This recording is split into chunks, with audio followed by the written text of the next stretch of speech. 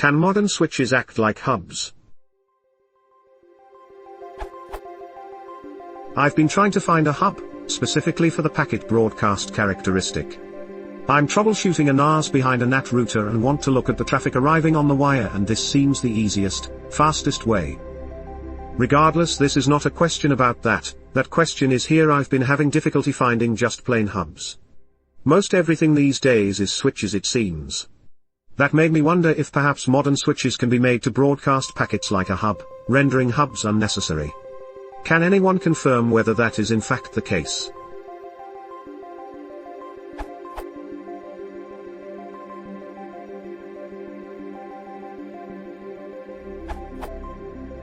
No, not entirely, or none I've ever seen, but you can get managed and smart switches to perform port mirroring, which will give you all the traffic on the switch on one port. Some folk believe that you can force certain types of switches to send out all the frames they receive on all ports, using an MAC or ARP flood attack, but I've no experience with that kind of thing. It is a very old vulnerability, and most manufacturers probably have some mitigation in place.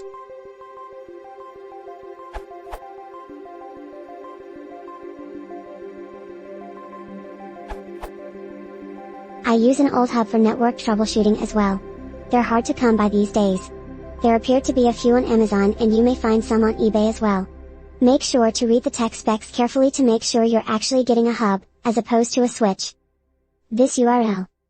A point of clarification, a hub does not broadcast Ethernet frames to all ports, except for broadcast traffic. A hub floods Ethernet frames to all ports. There's a distinct difference between a unicast frame intended for a single host being flooded to all ports and a broadcast frame meant for all hosts being broadcasted to all ports.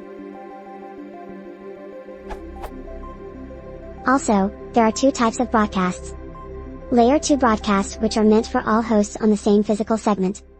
Layer 3 broadcasts, which are meant for all hosts in the same Layer 3 network/subnet. As a final note, multicast traffic often behaves like broadcast traffic in that it is flooded to all ports, and hosts interested in that traffic can choose to accept it and those not interested discard it.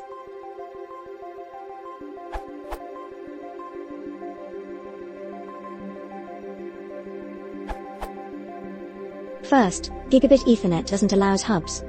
When the IEEE first defined Gigi, they briefly had a spec for how a Gigi hub should work, but no one ever shipped one, and the IEEE quickly deprecated the spec and recommended that Gigi always be switched. Trivia note, this means that Gigi is technically not XMA/CD. You can still buy 100 base TX hubs if you know where to look, especially so-called dual-speed hubs. A 10/100th dual-speed hub is effectively a combination of a 10 base T hub and a 100 base TX hub in the same box, with a 2-port bridge, switch, chip in between the two hubs. If a 100 base TX device is connected to a port, that port gets connected to the 100 base TX hub. If a 10 base T device is connected to a port, that port gets connected to the 10 base T hub. So all 100 base TX devices can snoop on each other's unicast traffic, and all 10 base T devices can snoop on each other's unicast traffic.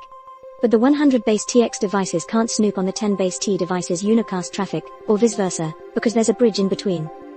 Since you probably don't have an 10 base T only equipment around anymore, a dual speed hub is going to be exactly the same as a pure 100 base TX hub for your purposes.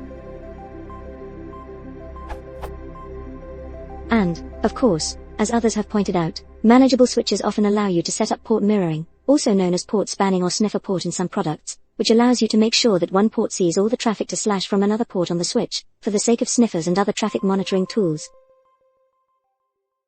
If